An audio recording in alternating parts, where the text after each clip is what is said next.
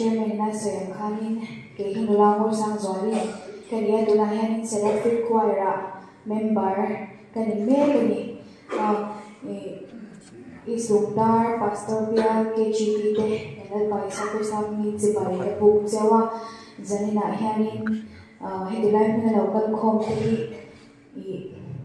kan hunkal to ani mo tuna kan dit mun me ka ani mo har sa te vandor na te kan to china ni masingin mishing ari na kan kan china masa mishing ten kan har sa na mi jin fe pui lo fo china masingin ke ni chu iswaring to te kan niya kan be se hi iswa chau alo ni thina tori ka be se iswa ti la kan sange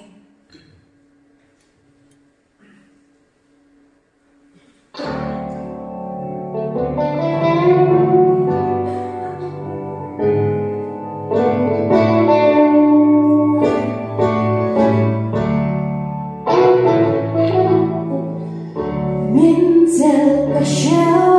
chan nam tum Hãy subscribe cho kênh Ghiền Mì Gõ để không bỏ lỡ